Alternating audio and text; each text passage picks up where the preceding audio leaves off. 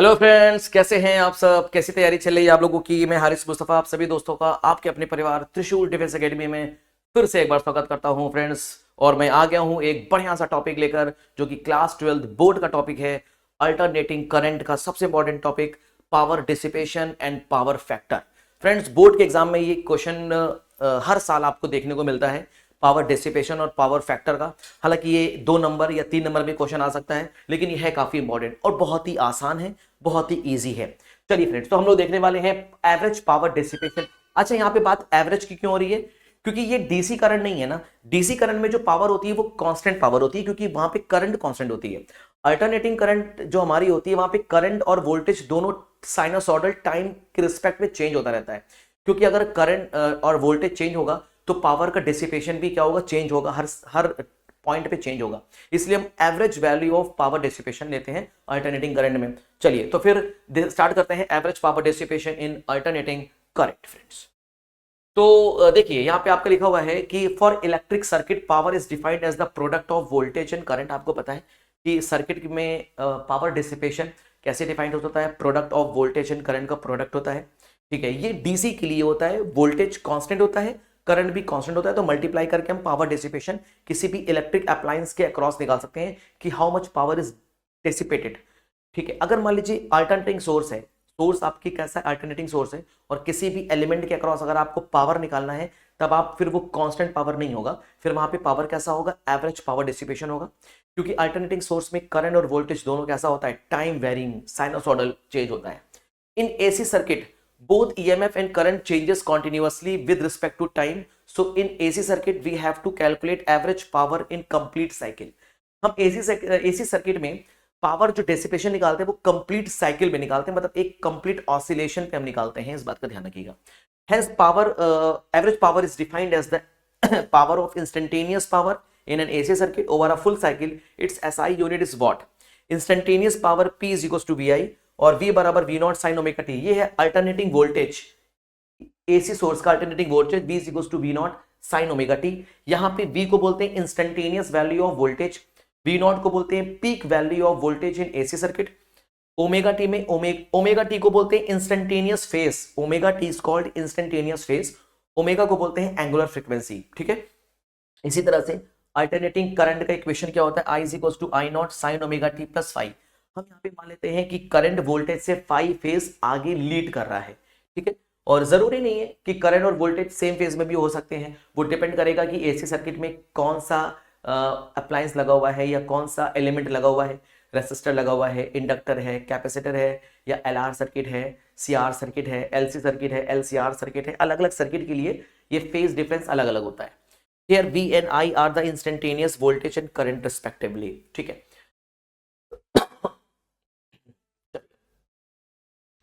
अब देखिए मैं यहाँ पे आपको बता देता हूँ कि हम लोग एवरेज पावर कैसे निकालते हैं। एवरेज पावर डिसिपेशन इन एसी सर्किट निकलता है V not I not divided by T. अब यहाँ पे मैं आपको एक चीज और बता देता हूँ, ये हमारा वर्क डन है, दिस इज वर्क डन। ये पावर डिसिपेशन है। पावर डिसिपेशन बराबर W अपॉन टी, और टी रखेंगे टी कैंसिल हो जाएगा, तो एवरेज पावर डिसिपेशन निकल जाता है VRMS IRMS cos of five. Basic formula यही होता है पावर डिसिपेशन का फ्रेंड्स। पावर डिसिपेशन का बेसिक फॉर्मूला यही होता है। और आप जानते हैं VRMS और IRMS क्या है? VRMS is equal to V not upon root two and IRMS is equal to I not divided by root two होती है। ठीक है, I नॉट को बोलते हैं peak value of alternating current और V नॉट को बोलते हैं peak value of voltage.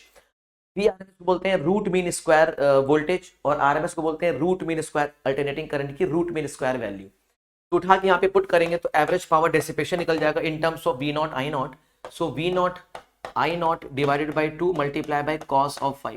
Friends, इस कॉस 5 को बोलते हैं पावर फैक्टर। क्या बोलते हैं फ्रेंड्स? पावर फैक्टर बोलते हैं। और आपको मैं बताता चलूं कि इस कॉस 5 को पावर फैक्टर बोलते हैं। एवरेज पावर डिसिपेशन इसी कॉस 5 पे ही डिपेंड करता है, इस बात का ध्यान रखिएगा। ठीक है, चलिए तो cos 5 की वैल्यू होती कितनी? इसकी वैल्यू होती है R डिवाइडेड बाय Z। कितनी होती है friends? R divided by Z। R को बोलते हैं रेसिस्टेंस, Z को बोलते हैं इम्पिडेंस। Z को क्या बोलते हैं फ्रेंड्स? इम्पिडेंस बोलते हैं। ठीक, where R is called resistance, R को यहां बोला जाता है रेसिस्टेंस। क्लियर है? अब इंपेडेंस अलग अलग होगा ना, LR सर्किट के लिए अलग होगा, CR सर्किट के लिए अलग होगा, LCR सर्किट के लिए इंपेडेंस अलग होगा, अलग अलग सर्किट्स के लिए इंपेडेंस अलग अलग होता है। चलिए अब हम लोग चलते हैं आगे की तरफ। देखिए अब समझिए, cos phi is a power factor, cos phi को बोलते हैं power factor. Power factor is defined as the cosine of the angle of lag और lead. cos phi it's also defined as the ratio of resistance and impedance. देखिए resistance और impedance के ratio के भी cos phi बोलते हैं, ठीक है। तो cos phi बराबर होता है हमारा true power divided by apparent power. ये बहुत इंपॉर्टेंट फॉर्मूला, इसको आप याद रखिएगा। True power divided by apparent power is called power factor. It is said to be leading if current leads voltage, lagging if current lags voltage. Thus, power factor of 0.5 lagging means current lags the voltage by 60 degree, as cos inverse 0.5 कितना होता है, 60 degree होता है। The product of V max I max give the apparent power और virtual power। अब देखिए मैं इसको आपको करके बताता हूँ, आपको ज्यादा समझ में आएगा, ठीक है। चलिए परेशान मत होइए, मैं आपको भी बताता हूँ कैसे करेंगे। देखिए AC circuit containing R only. अगर मान लीजिए AC सर्किट के पास सिर्फ और सिर्फ रेसिस्टर लगा हुआ है, एसी सर्किट में सिर्फ क्या लगा हुआ है, रेसिस्टर लगा हुआ है। बोलिए है कि नहीं, बहुत बढ़िया। मान लीजिए एसी सर्किट में क्या लगा हुआ है, रेसिस्टर लगा हुआ है। तो आपको पता होना चाहिए कि रेसिस्टर में जब अल्टरनेटिंग करंट, रेसिस्टर के केस में अल्टरनेटिंग करंट और वोल्टेज दोनों सेम फेज में होता है, तो मतलब फेज डिफरेंस कितना हो जाएगा, 0 डिग्री। व्हाट इज फेज, इसको बोलते हैं फ्रेंड्स फेज डिफरेंस। क्या बोलते हैं, phase difference between voltage and current. Alternating voltage और करंट के बीच का फेज डिफरेंस है। और इत्तेफाक की बात यह है कि रेसिस्टर में वोल्टेज और करंट दोनों सेम फेज में होता है, इस वजह से यहाँ पे फाई बराबर क्या करते हैं, 0 डिग्री करते हैं। बहुत बढ़िया। तो एवरेज पावर डिसिपेशन का फॉर्मूला क्या होता है, IRMS VRMS cos of phi, और यहाँ पे फाई कितना है, 0 डिग्री। फाई बराबर 0 डिग्री पुट कर दीजिए। पुट करेंगे तो आपको मिलेगा IRMS VRMS डिवाइडेड बाय कुछ नहीं करेंगे। अच्छा, इसके जगह पे हम I0 V0 के टर्म्स में कर सकते हैं, I0 V0 डिवाइडेड बाय 2। ये है average power dissipation in resistor only, in pure resistor में ओवर अ फुल साइकिल में इन रेसिस्टर में एवरेज पावर डिसिपेशन कितना है, I0 V0 by 2। This is the maximum average power dissipation in resistor in alternating source. ठीक है friends, उम्मीद है कि यहां तक समझ में भी आ गया होगा। बहुत बढ़िया। अब देखिए इसी तरह से मैं आपको आगे बताता चलूं फ्रेंड्स। अगर आपने अभी तक हमारा ऐप डाउनलोड नहीं किया है तो हमारा आप त्रिशूल डिफेंस एकेडमी का ऐप डाउनलोड कर सकते हैं। प्ले स्टोर पे जाकर आपको सिर्फ लिखना होगा त्रिशूल डिफेंस एकेडमी और क्लिक कर दीजिएगा तो आपको त्रिशूल डिफेंस एकेडमी का ऐप दिख जाएगा। आप इसको डाउनलोड कर लेंगे, पेज ओपन करिएगा। आपको जो भी इंफॉर्मेशन चाहिए होगा एडमिशन से रिलेटेड, कोई भी क्योरी चाहिए होगी CDS NDA की, तो आपको क्योरी आराम से मिल सकती है, आप अपनी क्योरी ले सकते हैं। हाँ, तो अब बात चल रही थी, अगर मान लीजिए AC सर्किट में अगर सिर्फ इंडक्टर हो, L को क्या बोलते हैं फ्रेंड्स, इंडक्टर बोलते हैं। L इज कॉल्ड इंडक्टर, ठीक है, इंडक्टर बोलते हैं। बहुत ध्यान से देखिएगा। पावर फैक्टर का फॉर्मूला क्या होता है, पावर फैक्टर का फॉर्मूला होता है V max I max cos phi। मतलब V max का मतलब होता है क्या, IRMS, मतलब क्या है ये, IRMS VRMS cos of phi। और phi क्या होता है, इंडक्टर के केस में याद रखिएगा, इंडक्टर के केस में वोल्टेज हमेशा करंट से लीड कर जाता है। तो वोल्टेज और करंट के बीच में कितना एंगल बनता है, 90 डिग्री एंगल बनता है। देखो वोल्टेज ये है और करंट ये है, याद रखिएगा। अल्टरनेटिंग सोर्स में अगर सिर्फ इंडक्टर है तो करंट ऐसे भागेगा, वोल्टेज ऊपर भागेगा। वोल्टेज हमेशा लीड करेगा, करंट हमेशा लैग करेगा। तो करंट और वोल्टेज के बीच में कितना एंगल बनेगा, 90 डिग्री का। और फाई कितना होगा यहाँ पे, π/2 90 डिग्री, और cos 90 कितना होता है, 0। इस वजह से पावर, एवरेज पावर डिसिपेशन इन इंडक्टर कितना हो जाएगा, 0। और इंडक्टर में बहने वाली करंट को हम क्या बोलेंगे, वॉटलेस करंट बोलेंगे। ऐसे इलेक्ट्रिक अप्लायंस जिसके अक्रॉस एवरेज पावर डिसिपेशन 0 होता है, उस अप्लायंस में बहने वाली करंट को वॉटलेस करंट कहा जाता है। चलिए बहुत बढ़िया। तो average power is 0 in this case. Inductor के केस में एवरेज पावर 0 हो जाएगी। अगर मान लीजिए AC सर्किट कंटेनिंग कैपेसिटर, और आपको पता है फ्रेंड्स कैपेसिटर के केस में वोल्टेज करंट से लैग कर जाता है, ये करंट बह रही है, ये वोल्टेज आ जाता है।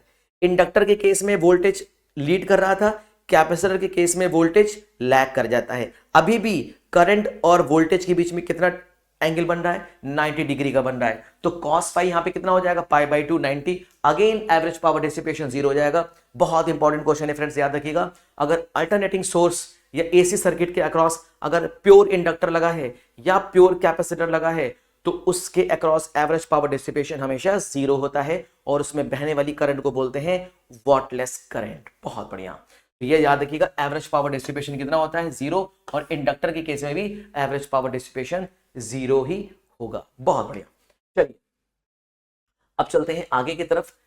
हाँ देखिए, एसी सर्किट कंटेनिंग एलआर, अगर मान लीजिए हमारा एसी सर्किट है, अगर उसमें इंडक्टर और रेसिस्टर दोनों लगा हुआ है, तो इंडक्टर रेसिस्टर दोनों लगा हुआ है, इसका मतलब होता है कि अभी भी वोल्टेज करंट से लीड करेगा by the angle phi, phi angle lead करेगा। बहुत ध्यान से याद रखिएगा फ्रेंड्स, यहां पे अगर एलआर लगा हुआ है तो यहां पे फाई क्या होता है, फेज डिफरेंस। फाई क्या होता है, phase difference between voltage and current, voltage और करंट के बीच का फेज डिफरेंस। और एलआर सर्किट में वोल्टेज हमेशा क्या करता है फ्रेंड्स, लीड करता है करंट से।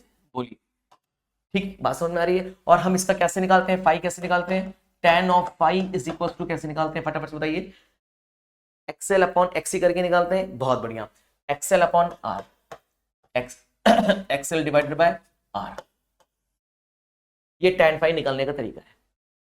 बोलो क्लियर है, ये बहुत इंपॉर्टेंट फॉर्मूला याद रखिएगा। हम फाई निकाल सकते हैं, we can calculate phi, phase difference निकाल सकते हैं। एक्सएल को बोलते हैं इंडक्टिव रिएक्टेंस, इसको बोलते हैं इंडक्टिव रिएक्टेंस, इंडक्टिव रिएक्टेंस बोला जाता है। इसको बोलते हैं रेसिस्टेंस, और एक्सएल बराबर होता है ओमेगा एल। बोलिए ठीक है, तो आपका सामने फाई बराबर क्या आ जाएगा, tan inverse omega L divided by R. What is omega, omega is called angular frequency of AC circuit, angular frequency of AC mains, AC mains की angular frequency. What is L, L is the inductor या self inductance. What is R, resistance of the resistor, resistor का resistance होता है। तो यहां से हम phase difference, current और वोल्टेज के बीच का फेज डिफरेंस निकाल सकते हैं। एक बार फेज डिफरेंस पता चल गया, हम पावर फैक्टर बहुत ही आसानी से निकालेंगे। और पावर फैक्टर का फॉर्मूला आपके सामने होता है, पावर फैक्टर होता है आर अपॉन जेड, और z बराबर आपका क्या हो जाएगा, यहाँ पे z बराबर आपका हो जाएगा अंडर रूट के अंदर R square plus omega square L square. ये आप क्या निकालते हैं, इंपेडेंस निकालते हैं एलआर सर्किट के केस में। तो पावर फैक्टर क्या हो जाएगा, R upon under root R square plus omega square L square. Friends ये हमारे पास फॉर्मूला है average power dissipation in LR circuit. LR circuit में एवरेज पावर डिसिपेशन का ये फॉर्मूला। आपको रटिफिकेशन कुछ नहीं मानना है, आपको कुछ भी रटने की जरूरत नहीं है, आप बस कॉस फाई याद रखिए। कॉस फाई बराबर होता है R upon Z. Cos phi कितना होता है, कॉस फाई बराबर होता है R divided by Z. R Z कितना है आपके सामने, अंडर रूट के अंदर आर स्क्वायर प्लस एक्सएल का स्क्वायर। बस यहां से आप कॉस फाई निकाल लीजिए, कॉस फाई को बोलते हैं पावर फैक्टर। ठीक है, चलिए बहुत बढ़िया। और यहां से आप क्या निकालेंगे, tan फाई। tan फाई निकालने की जरूरत क्यों है, क्योंकि हम क्या करते हैं कि एलआर सर्किट में वोल्टेज और करंट के बीच का फेज डिफरेंस निकालना होता है, इस वजह से हम यहां से tan फाई निकालते हैं और tan फाई से फाई निकाल सकते हैं। एक बार फाई पता चल गया तो हम पावर फैक्टर बहुत ही आसानी से निकाल सकते हैं, फिर हमें R upon under root R square plus omega square L square करने की जरूरत नहीं पड़ेगी। बहुत बढ़िया। चलिए एसी सर्किट कंटेनिंग सीआर।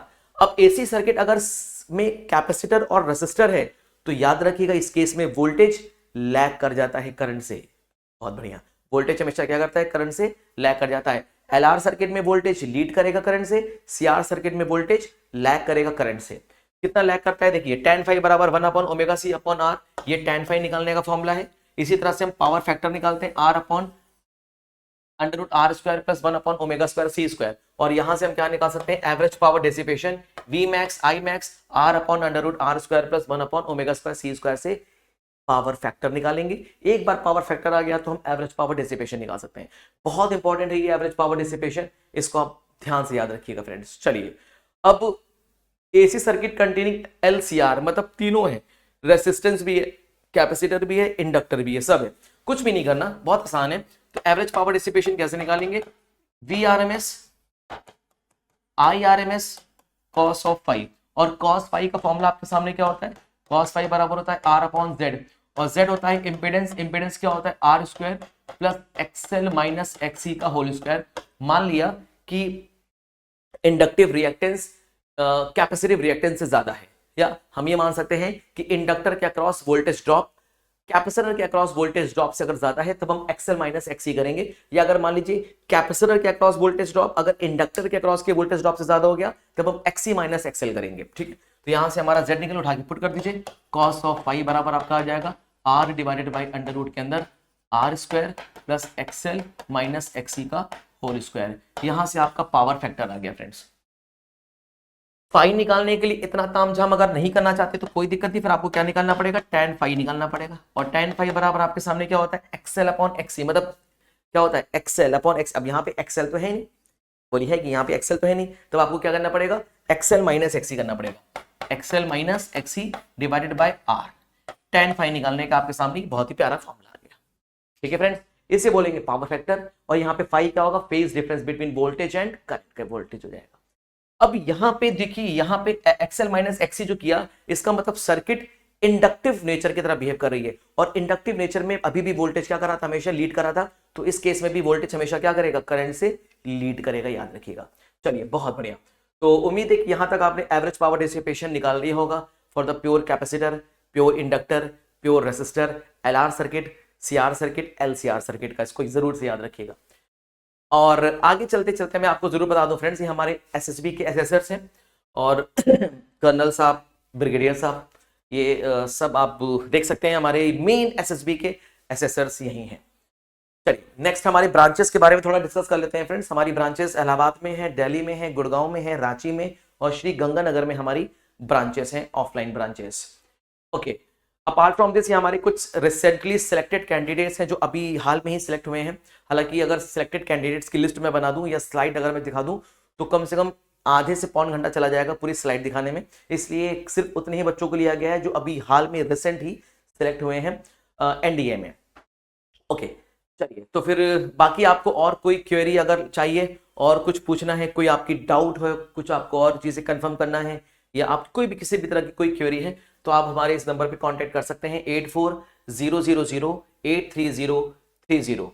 बाकी नेक्स्ट टर्न पे हम लेकर आएंगे एक बढ़िया सा टॉपिक क्लास 11th के लिए, क्लास 12th के लिए, एनडीए के लिए, सीडीएस के लिए। और फिर भी अगर आप चाहते हैं कि मैं आपके अकॉर्डिंग टॉपिक्स में सिलेक्ट करूं तो आप मुझको कमेंट करिए, कमेंट बॉक्स में कमेंट करके बताइए कौन सा टॉपिक आपको समझ में नहीं आया, क्लास 11th का, 12th का, एनडीए का, सीडीएस का, एसएसबी का, कोई भी टॉपिक आपको समझ में नहीं आया हो फिजिक्स से रिलेटेड, आप कमेंट सेक्शन में कमेंट करिए, उसको मैं बहुत ही इजी वे में, बहुत ही इजी लैंग्वेज में, शॉर्ट ट्रिक के साथ में आपको समझा दूंगा।